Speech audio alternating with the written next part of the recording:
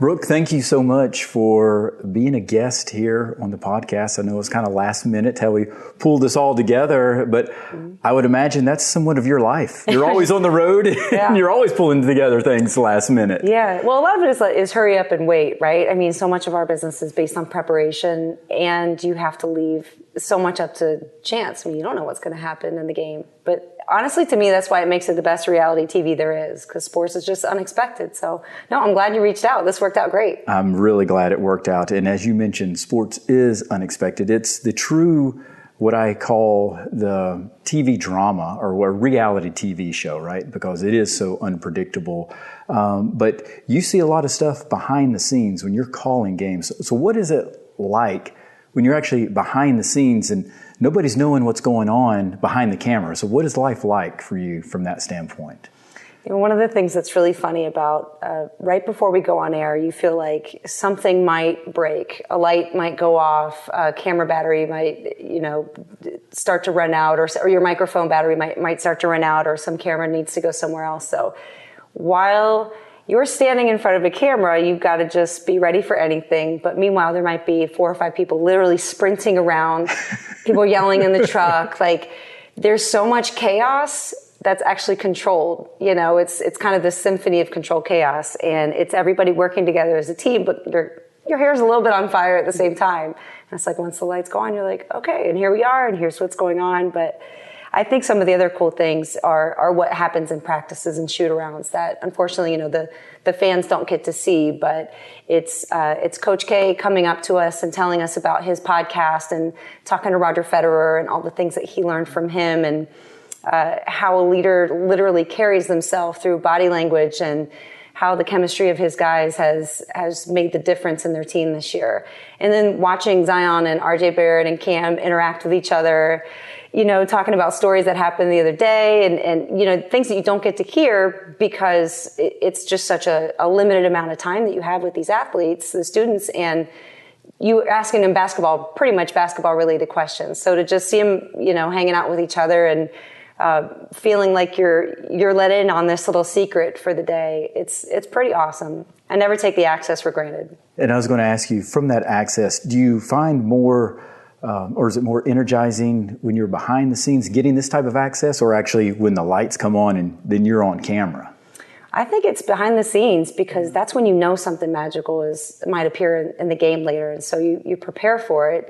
Maybe you saw a dunk in practice from a guy and you're like, he is dialed in, and you just can't wait to see what happens that day. Or, one of the ladies hits a half-court shot, and you're like, you might hit the game winner today. You sense it, and I don't know if that's because of being an athlete and feeling that I feel more ready than normal type thing, or if it's just being in this business now for, I think it's my 15th season, to know that when you have a good nugget from someone. Just for example, having this unbelievable game with Louisville and Duke last week. Duke comes back from 23 down, and I'm talking to Zion in the post game, and I just asked, what possibly could Coach K have said to you that kept you believing? And he took a real slight pause, and he said he doesn't coach losers. And it was just like, whoa. I knew at that moment, I was like, that's probably going to make the rounds, tomorrow. That's going to definitely be played. And it's just so powerful to hear him say that, to go inside that huddle for us to know this is what changed the game because he said this. And are you thinking of these type of questions beforehand, or are some of these questions that you ask, do they just pop into your head at the moment based on situations? Mm-hmm. Most of the time I have an idea of I guess just who you might want to talk to and what you might want to talk to them about, but it was changing within the last 30 seconds of the game. Do we want RJ? Do we want Zion? And obviously the kind of game Zion had, you want to chat with him. But yeah, some of them are super spontaneous because I feel like at this point, I would rather try to listen to them and try to, have a great question that's just based off their last answer.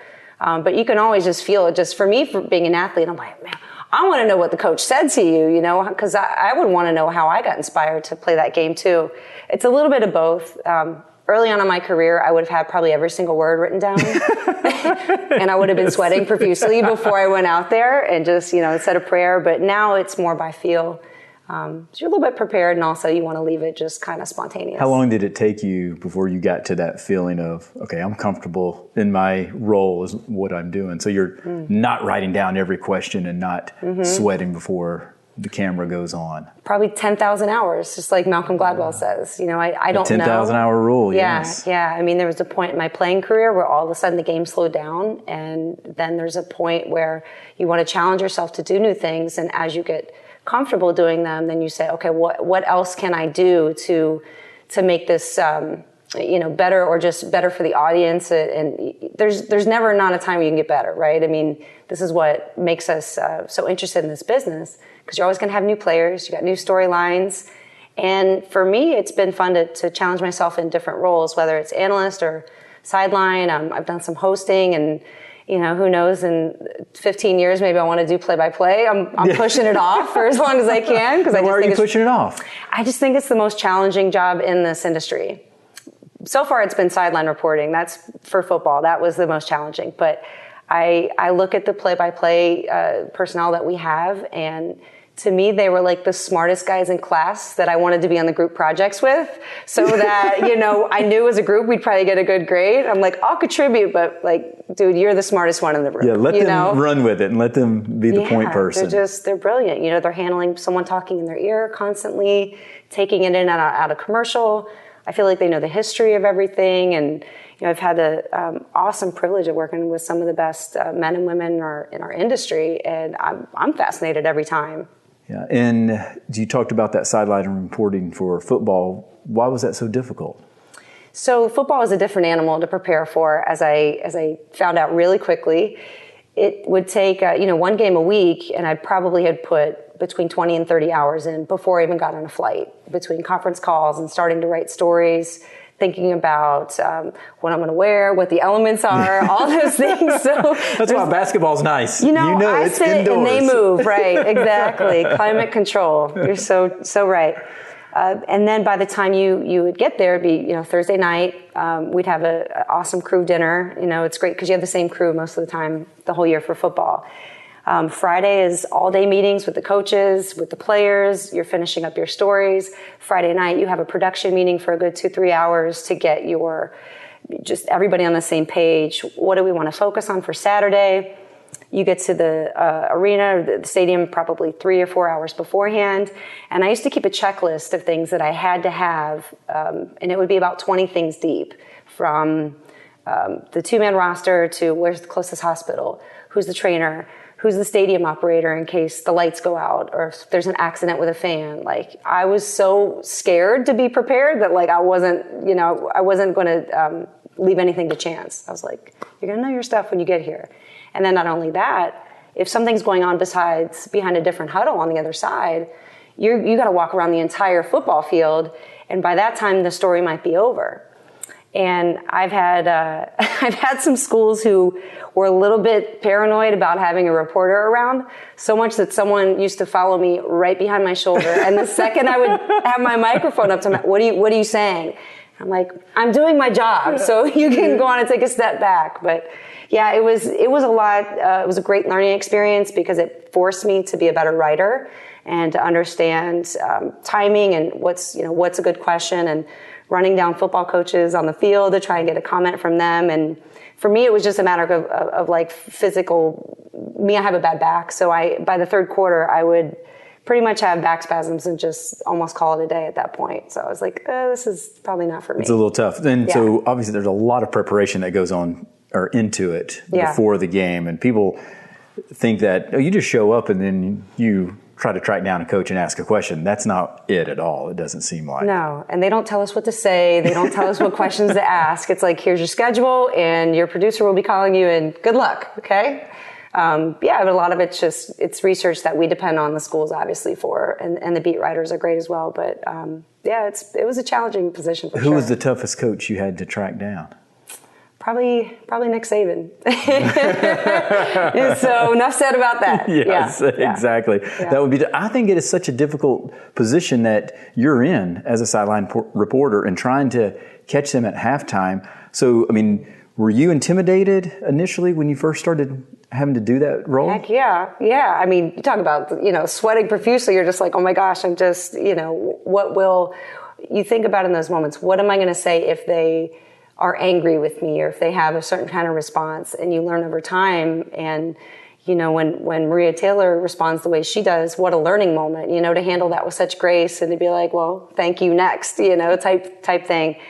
But then you just learn, like, whatever they respond is not a reflection of you. It's a reflection of them. And if they're really angry at the time, then that's probably makes for good TV. So yeah. What about a coach that you enjoyed and he was receptive to you coming up to him? I think Charlie Strong. He was great. And I had a couple Louisville games at the time when he was at Louisville. And I just really enjoyed having conversations with him. And he was always great. All right. So now let's travel back in time, though. You talked about the 10,000 hour rule, and so your playing career when things started slowing down. But let's start from that first hour. When did you fall in love with sports and have this gravitational pull towards sports?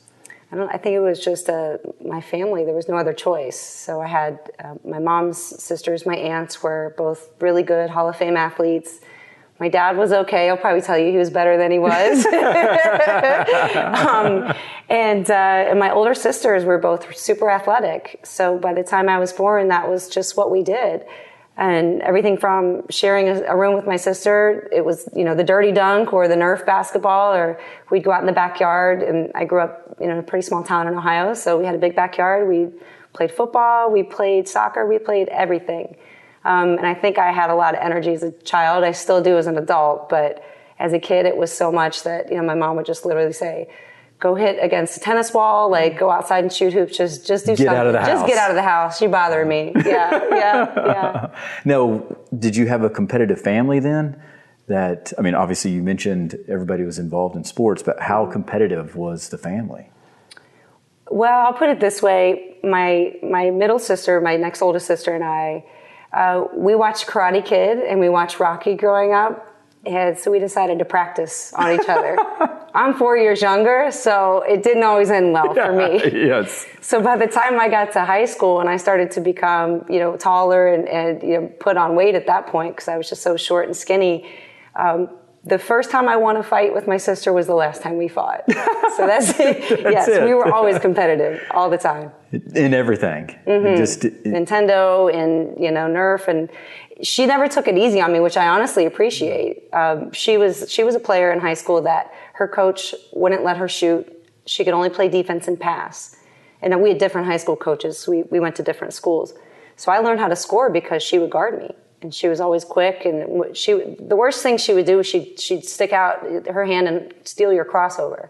So I had to learn how to keep my crossover super tight because she'd make you look so dumb. It would just be like that. I'm like, oh. Yes.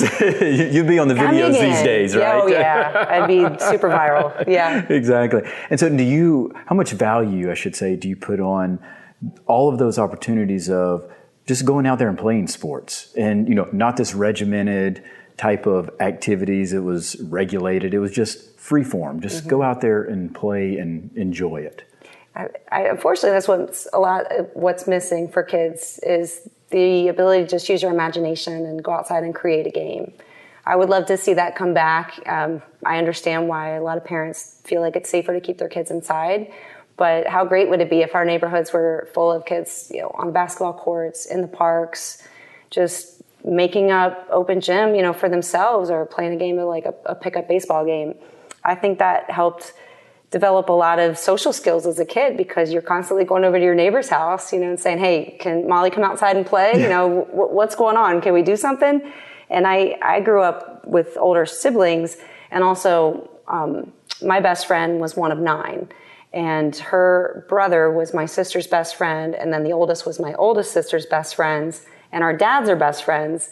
So every Friday night, especially during football season, we were going over there. There's probably 50 people in the house, and it was pizza and roller skating in the basement and ghosts in the graveyard in the backyard. It's like, that's where I just wish our youth could be able to experience that again. It's that's a true sense of community. Yeah, it's nice. I know, I agree. And to the point where I can remember going to my neighbor's house and asking to borrow eggs at times, and that just... I still do that.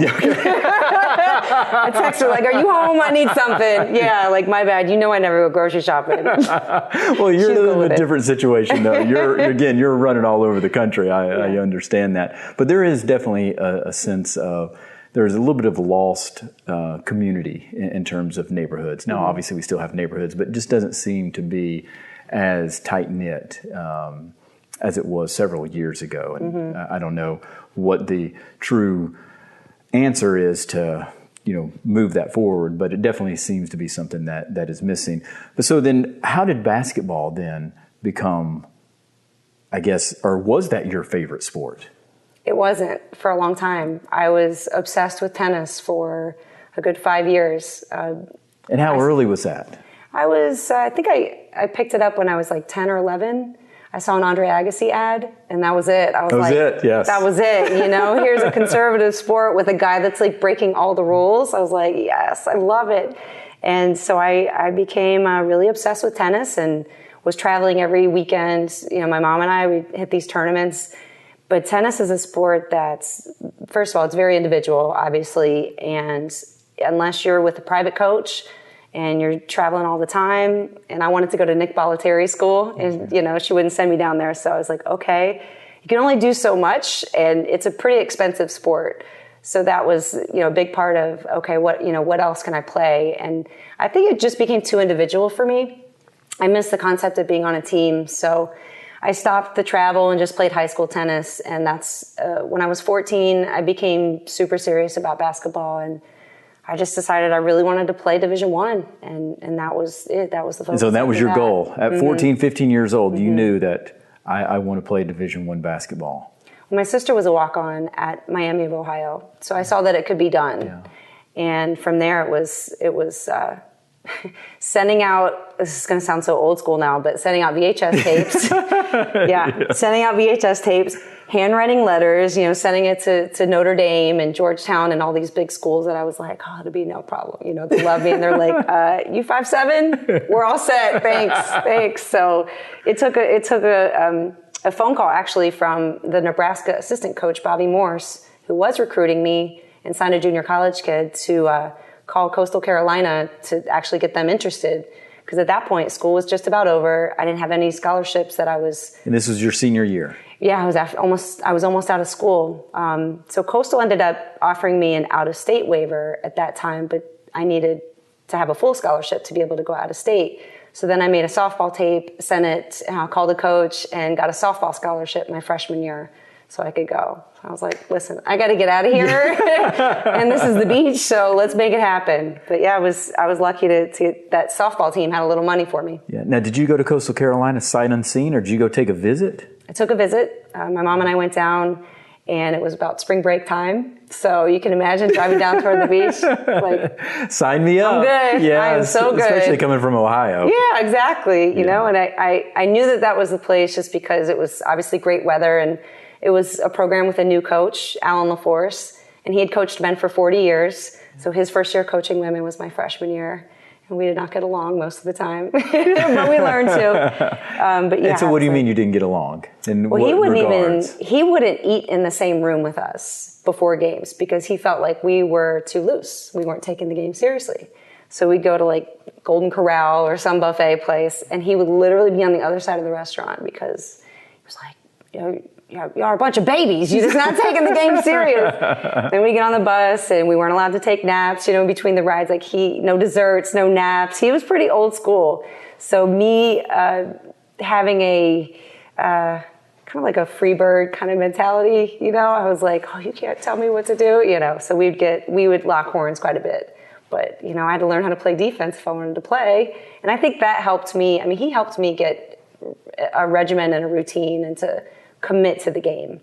I was a good athlete, but I wasn't a great basketball player. So he turned me into one. And so he helped teach you the game and to be a better player from a technique standpoint. And you mentioned then you're somewhat of a free bird and you liked Andre Agassi because this conservative sport and this guy, he's coming in. So do you consider yourself a rebel? I don't know about a rebel. I think, I tend to be I like to be authentic, right? I want people to be themselves. So I've always liked to challenge the norm. there was a tennis club that, and I didn't know this, but it was like you had to wear all white. And I had no idea. And I showed up in like a tie-dye t-shirt and these like super colorful shorts, and people just, looking at me like, what is this girl doing? So sometimes it's by accident. But I've gone on the air with a nose ring. I guess that counts for something, Well, that's unique. It is a little bit to unique. Your style. I just like to create new norms, and I think especially for women, because for so long, I was put in a certain, you can only be seen as this, or you can only do this sport, or you can only do this role, or, my hair's changed a million times. So I love the fact that it's not a unique thing to have a woman cover a men's sport. It's just becoming the norm, which is great. And I love the effect that not only what ESPN has done, they obviously embrace a lot of diversity and having women in great positions. You look and see what Doris Burke has done, Beth Mowins calling Monday Night Football. These are awesome things. So I really credit them for pushing the boundary with that, because I didn't see any other network do that before they did. So it's been awesome to have that blessing to say, all right, I'm gonna put you out there, men's or women's game, do your thing. Yeah. And I contend that some of these women, they're more in tune with the game than some of these guys. They really are. I've seen it, from that side of things. Now, another thing that is, you got your own style, and that's with your shoes. Right? So I try. Yeah. So tell me how that started, that sneakers or kicks became your thing. Well, in 5th grade, I got my first pair of Jordans, and I had to convince my mom to buy them because she was, at the time, they were $40. She was like, $40? I know. You think I'm going to spend $40 on some shoes? And I was like, but Mom, they're Jordans. Like, come on. And what's funny is I got made fun of at school for wearing those. Because they were different. They were different. And grade school and high school, there's just a lot of mean kids. So it really wouldn't matter what I did at that point. That was just the way it went. But that's when I remember really being fascinated by a shoe. And I actually still have those Jordans at my house. I don't know what I'm going to do with them someday, but I want to do That's something a collector's cool. item. Right, exactly. The paint's peeling off of them, which is weird. Sounds too old now. But that continued into high school. And, I remember having the Penny Hardaways. I had the up-tempos. I wore a lot of Air Maxes in high school. And so when we got to college, my freshman year, and this is, coastal Carolina, small, big South school, they were terrible, and we just had no money. So we got one pair of shoes and one T-shirt, and that was it. For the whole year? Yes. And I was just like, this isn't going to work. And I was, this is when I was the rebel. I was like, wait, this is all we're going to get? Because I had seen from my sister playing at Miami, all the stuff that they had. And I was thinking we were going to get all that stuff too. So Coach LaForce was like, when you win, you'll get stuff. I'm like, that's all you had to say to me. So that motivated you. It totally motivated me, but I did go out to the Nike outlet and I bought my own shoes that year because the ones they had were so ugly. I was like, I can't play good in these. You're Deion Sanders, you look good, you play good, you feel good, you're going to play good, right? Exactly. Totally live by that motto, 100%. Now, were you a Jordan fan growing up? Oh yeah, big time. My sister and I would watch, all the finals games together, and I even remember on one of the tennis tournament trips, my mom and I would watch from the hotel room, and I would tape some of the finals moments, and I would put those together with the one shining moments, so that we could watch something on the bus on the way to games. So I would put together that, and then I did our warm-up tape. So I was always trying to find any motivation for us to get that edge to win. Yeah, and what about music? Were you a person that listened to music before games? Mm-hmm. I would love to drive from usually where I was living in my apartment to the arena, and I kind of think about that now when I go from hotel to the game.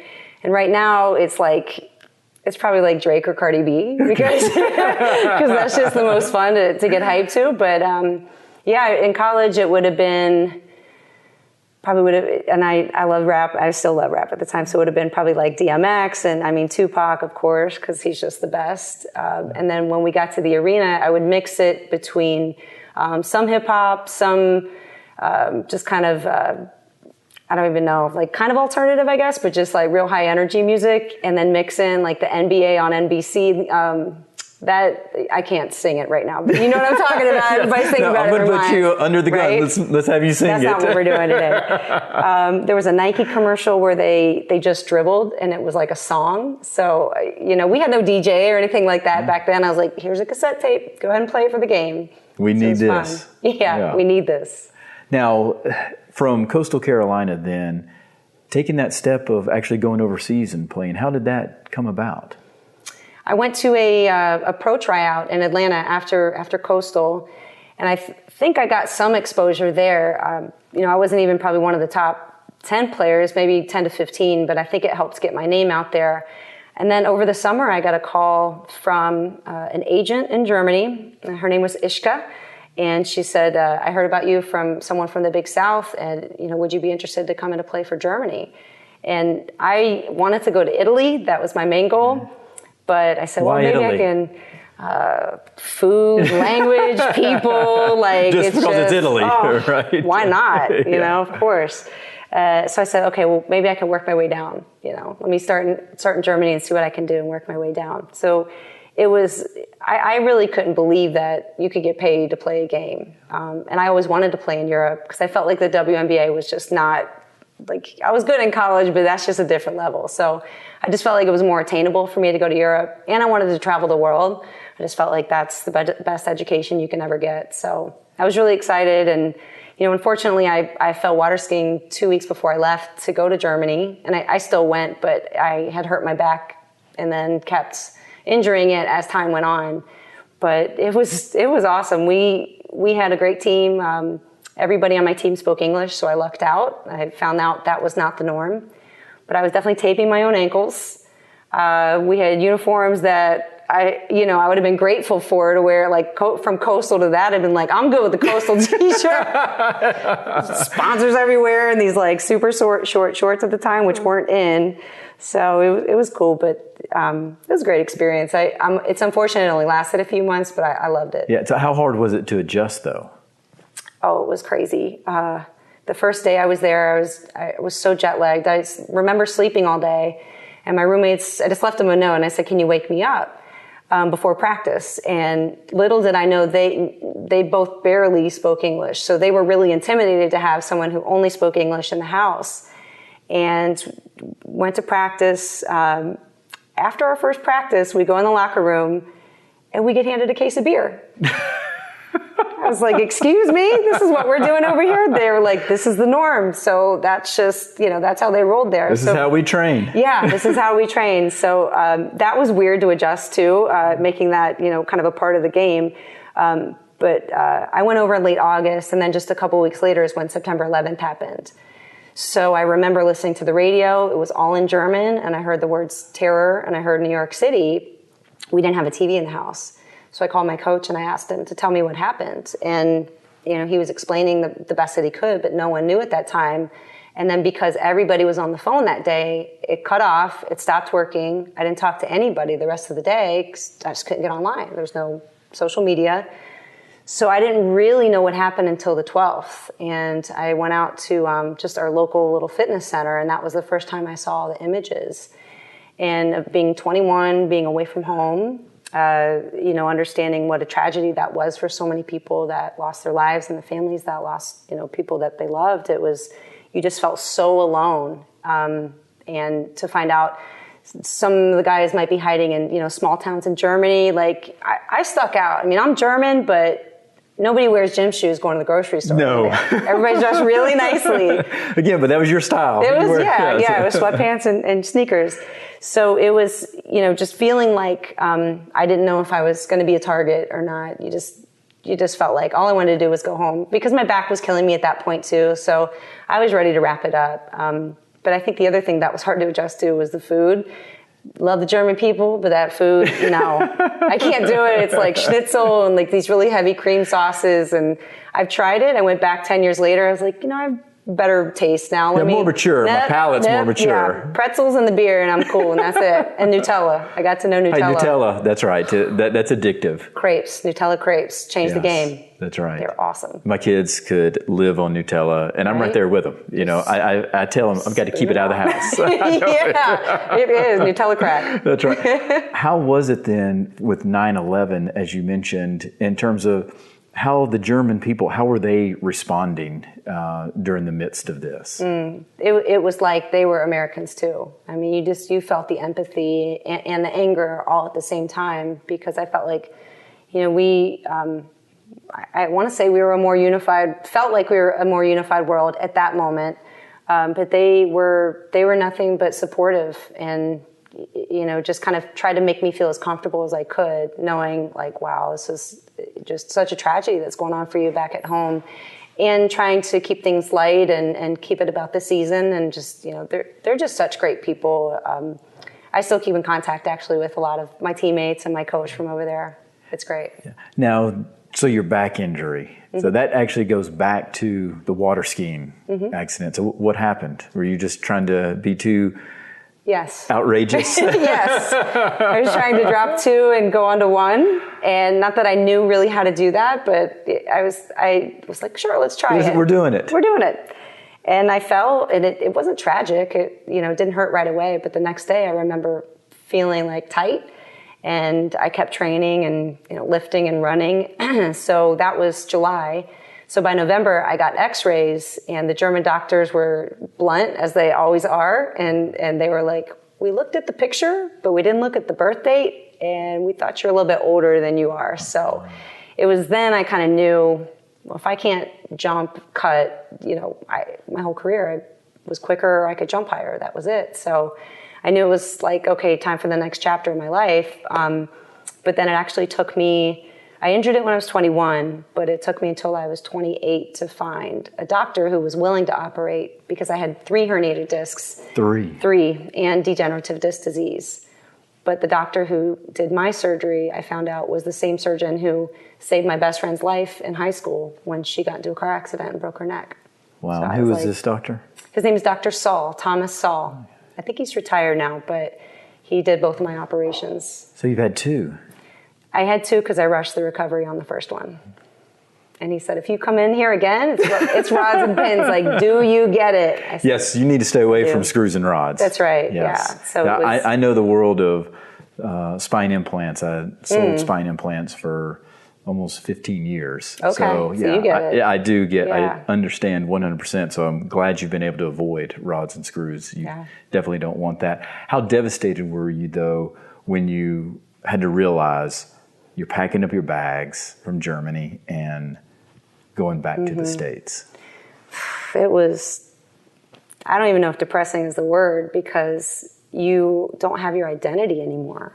You know, you're an athlete your entire life. This is what you got paid to do. And then it's like, well, you're all done. Not only are you not playing anymore, but physically you can't even do the same things that you were doing. So how am I going to work out? What do I do with my time? What other talents do I have? You know, what do I want to pursue? So it was all these questions that came up, and I spent a few months at home doing a couple jobs, like it was just being a terrible server somewhere, being told I was a terrible server. I'm like, I know, I'm sorry. So then it became, all right, let's pick some cities and we'll find a job after that. So I started with, I think, 5 cities, and it came down to Chicago or Boston or San Diego. I went to Chicago one week, and I dropped off all my resumes I could to advertising agencies on Michigan Avenue, because I thought I wanted to write commercials. That was like my dream job when I was a kid. So I got a call back and got a job. So I started in Chicago. It was 2002. So I was like, oh, I'm going to stay 1 year. It's just too cold for me. And obviously I'm still there. But yeah, those first couple years of corporate life before I got into broadcasting in 2004, it was just weird. I was going out a lot. I put on some weight because as an ex-athlete, you have the appetite of a 6-hour-a-day workout, but you're not working out 6 hours a day. I don't know if you've ever been to Chicago, but our food is really good. Very good. Yes, I have. Yeah. And so there's always a special somewhere every single night. So it was like the corporate life, and then we were getting tickets to games, and so of course you're going to go out to games, and of course I'm going to have a dessert cart, so it was like, oh, I'm really uncomfortable with myself. And not only that, I don't enjoy my job. I like being in the city, and so it was a really, really hard shift. So that moment when I went back down to coastal Carolina and did this spontaneous interview with Matt Hogue, who's now is our AD, and he used to be the voice of the Chanticleers. He's always the voice of the Chanticleers, but he was calling the game on the radio, and he's like, come sit down and let's do an interview. We did the interview, the game was going on, and it was like the biggest light in the room just went off. I was like, that's what I'm going to do. This is it. This is it. And then, so how did you jump into it then? What was the process like? Interesting. Took a while, but Matt had a wonderful contact, and God rest his soul, Dan Shoemaker, who was at the ESPN regional office in West Virginia. So I rewrote a Sports Center for 10 minutes. My parents helped me shoot it. I sent it to Dan, called him. Picks up the phone one day. He's like, okay, I saw your tape. You want me to know what I thought? I was like, of course. He's like, do you want me to be honest with you? Yes, Dan, be honest with me. Please. Of course, yes. This is the worst tape I have ever seen. I was like, okay. That's not what I was expecting, but why was it so bad? And it was everything that you could improve on, right? It was things like what I was wearing and how flat my hair was and how stiff I was. And it's unfortunate that some of it was personal, it was like, hey, cosmetically, like this is a industry that's visual. So yes. You can't wear that ugly suit. Yeah, you might like this style, but that's not going to work here. Yeah, and all I knew was, going to Limited and Express and like just getting this like awful suit. So I will forever appreciate his honest advice. So from there, I asked my friends who did know about fashion to kind of help me out because they used to call me Sporty Spice. Sporty Spice, right? All right, we're going back to Sporty Spice. Yeah, we can go back to it. So I did that. I went to the Mac counter and I said, teach me how to do my makeup. I went to improv classes. I went to acting classes to help with my speech and just like projecting my voice. So it was all these things that I could do that weren't like broadcaster related that in the end helped me out a lot. And so they did. So the improv classes and acting, how did that help you? It helps you think on your feet. And the great thing about Chicago is we have Second City. So that's where I took, and they're just drop-in classes. I mean, they're like $15 Sunday night and you play games for 2 hours. I would love to go back and maybe do an actual class for a whole semester. But even just taking a couple of these drop-in classes, you learn how to continue stories, or no matter what somebody says to you, it's the whole concept of yes and. So whatever they say, even if it's a bad interview, you can say yes, and what about your defense? So it's like being able to just be witty, like the concept of being witty. That's how they teach it. Yeah, and so that is something that you feel that can be taught to a certain degree, because there's some part of some people just have it naturally. They do. And you can just tell. But you feel that you were able to, at least that helped you get a little bit more comfortable. I think it did. And I'm not a natural person like that. Like I had great comebacks the next day at school. Like I can't go back and forth with you on Twitter because like you're going to win. I'm just like, all right, you're right. I don't know. I do suck, whatever.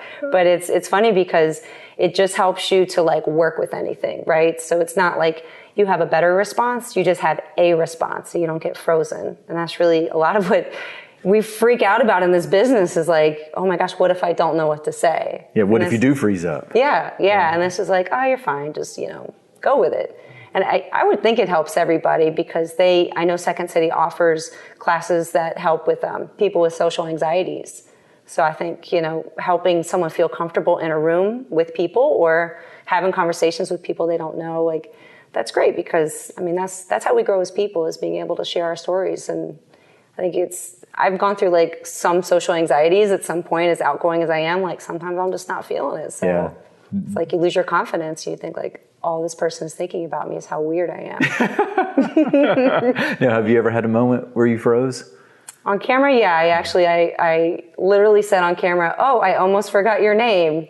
So you can take that one back. Yeah, just like, yeah. There's been some weird moments, but it was funny, sometimes like in the beginning with interviewing coaches, if it was like, we're going to pre-tape this interview for 5 minutes, and it's 2 minutes in and you've asked all your questions, then you don't know. So I think there's been some like uncomfortable moments where either I just like ended it awkwardly or, I don't know, you can just always go back and critique yourself.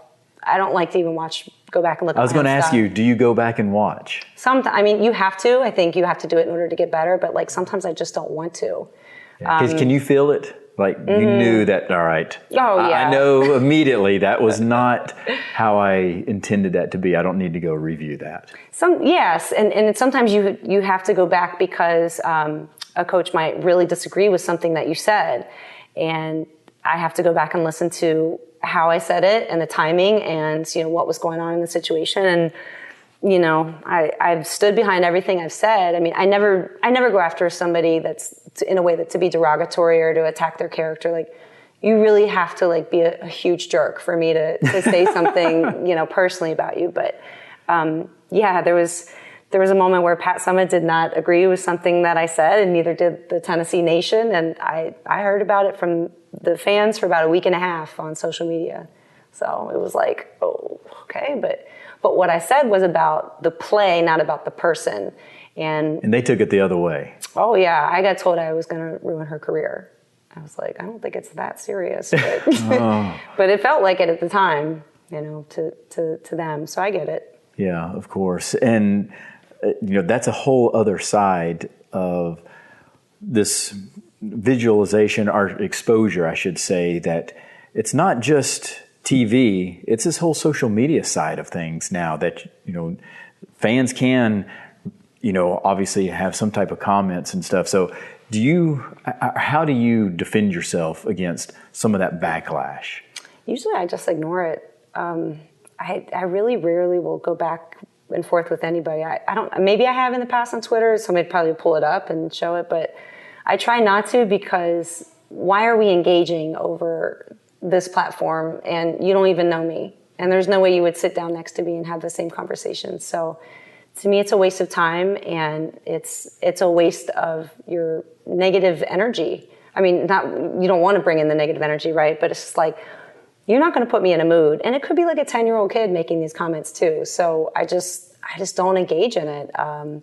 If it's something that's truly a mistake, I'm happy to own it and move on. But I'm not walking into your job criticizing you for that terrible memo you just wrote. That's right. Like, putting you on the spot. But, that's our job. Like, we're out in the public eye, and I get it. But I don't know. I mean, I try to have as thick skin as I can, and just think at the end of the day it's about a game, and it is serious, but it's not that serious. Yeah. Now, you mentioned you were talking with Pat Summitt. Mm-hmm. So obviously, I know Pat Summitt was arguably the greatest coach in women's basketball history, and some would even say just in basketball, just of what she was able to do. So were there other people that you got to interview that you're like, oh my goodness, I don't know if starstruck is the right word, but that you were really excited to be able to have the opportunity of talking with them? Mm-hmm. It happens all the time. I mean, just talking to Zion Williamson, knowing what a special player he's going to be, meeting Coach K.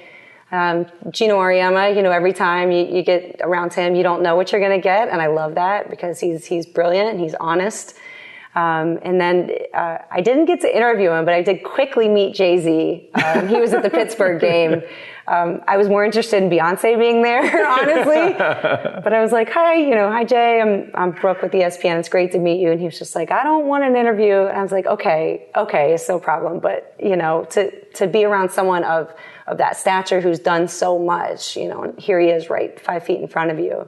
I don't know. I haven't been starstruck just yet, but yeah, I mean, if Beyonce was there, I don't even know if I could walk over there. That'd be a different story. I'd just be over staring at her weirdly like, that's Beyonce. So now, you mentioned you're a Jordan fan. Mm-hmm. There's obviously debates, Jordan or LeBron James. Who's the GOAT? Where do you stand on that debate? The everlasting LeBron, Michael Jordan debate. Well, I think when it's all said and done, I think LeBron's going to have more rings.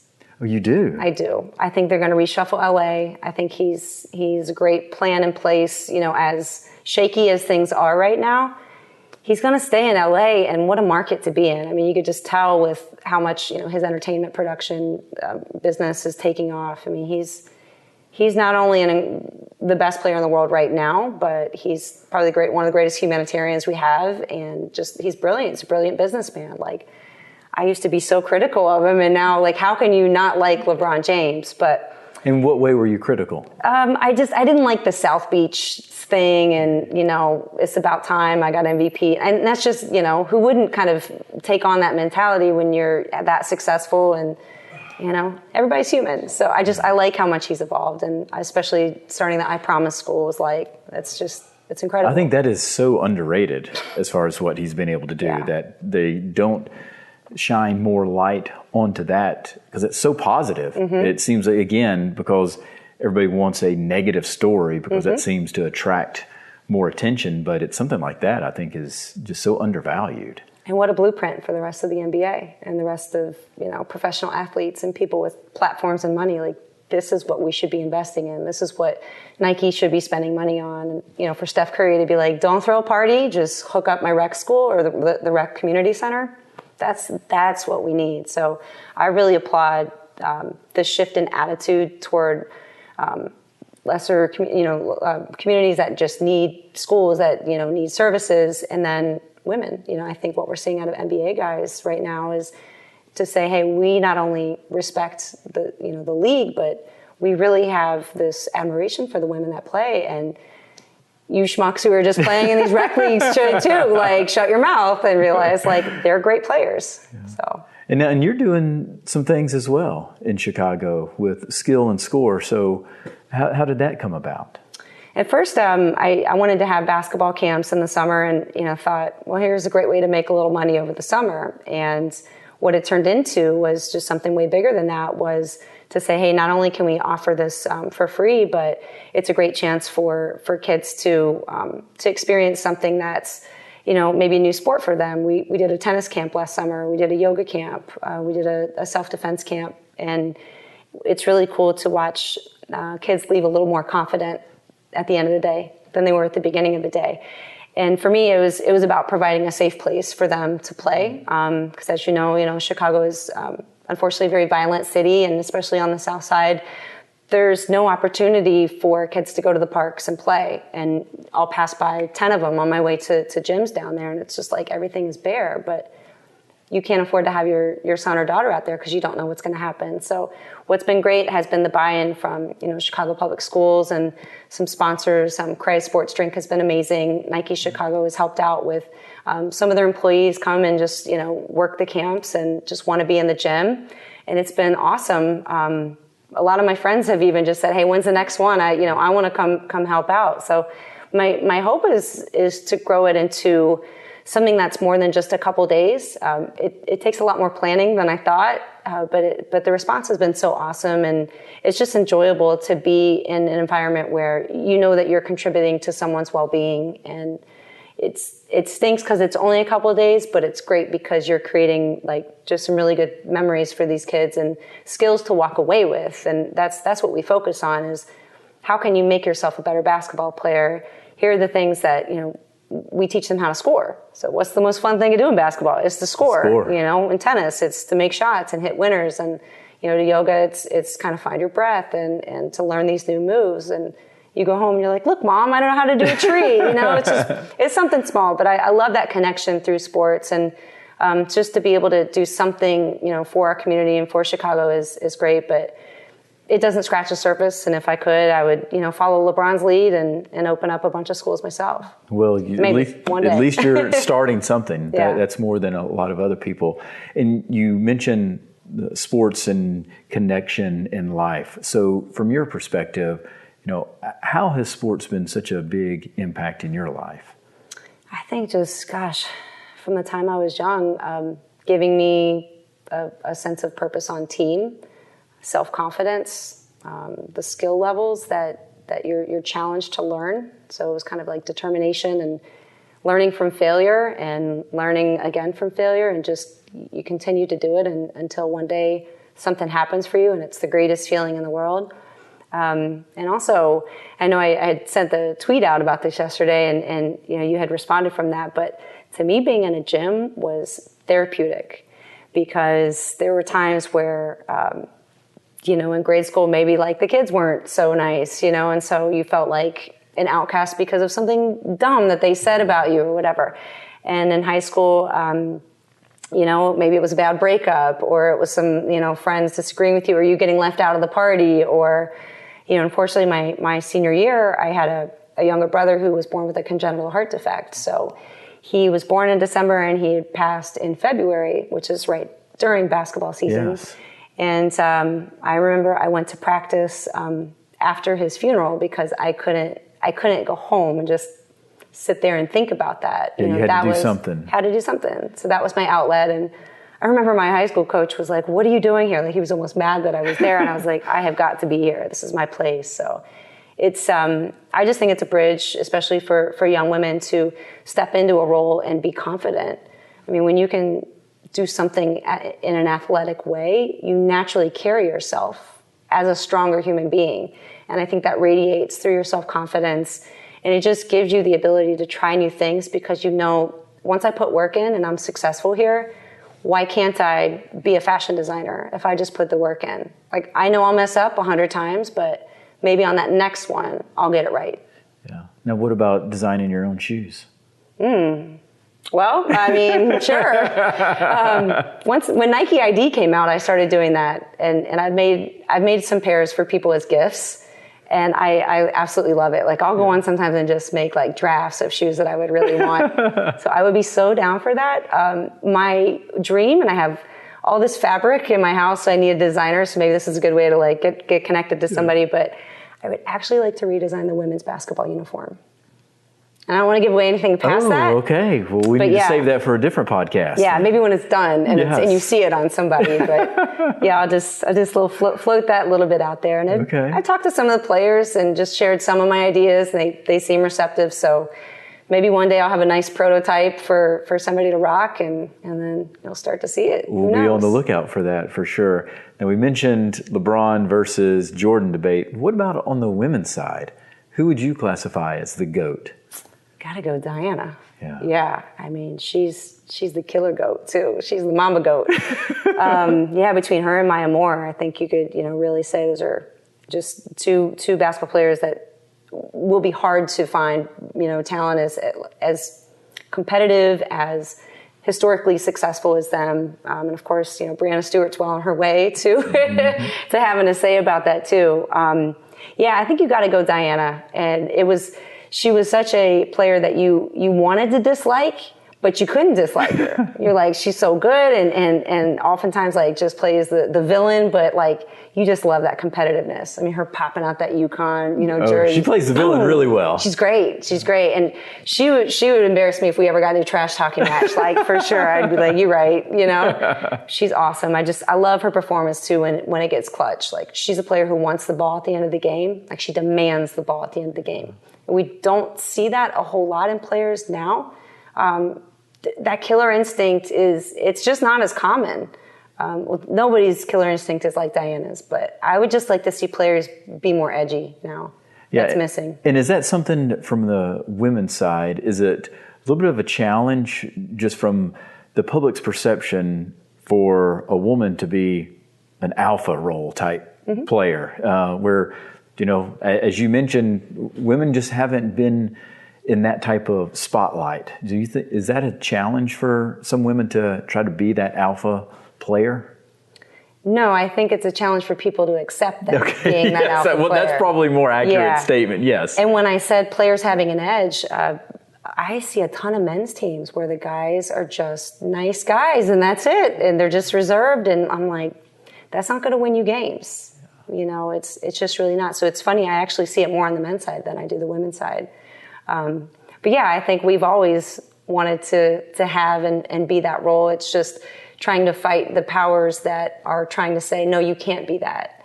And it's like, well, yes, we can, and you can accept it. And we're not here to dominate you. We're here to be equal with you. And I think that's the misperception, is like, we're not trying to, be up here and, put anybody to shame. We're just asking for a seat at the table. Same level. Yeah, some representation. That would be great. Yeah. Now, what about some words of wisdom that has meant a lot to you? And it could be phrases, quotes, or mottos, or just life advice that you would like to share. The best advice I got in this industry, was have a take and don't suck. I'm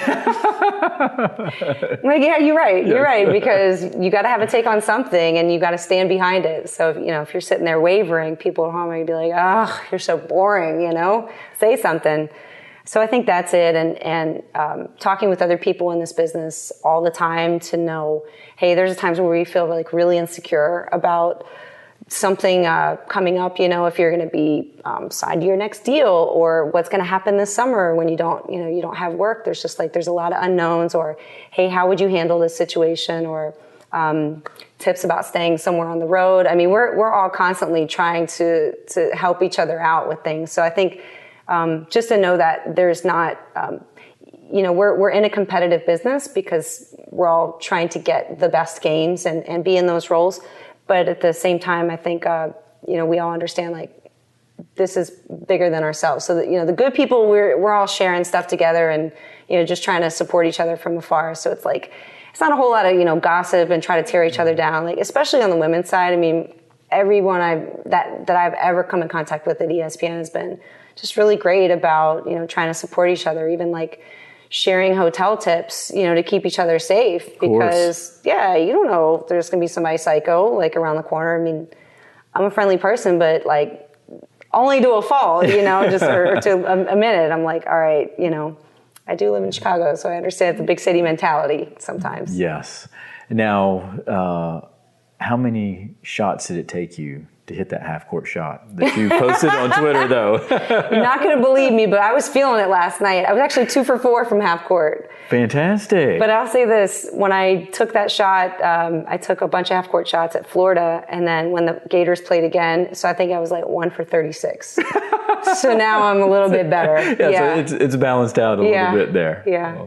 Well, Brooke, thank you so much for Richmond. Joining me. I greatly appreciate it, and definitely looking forward to following the next chapter and the next steps for you. I'll be here. Let's do it again. Thank you. Thank you.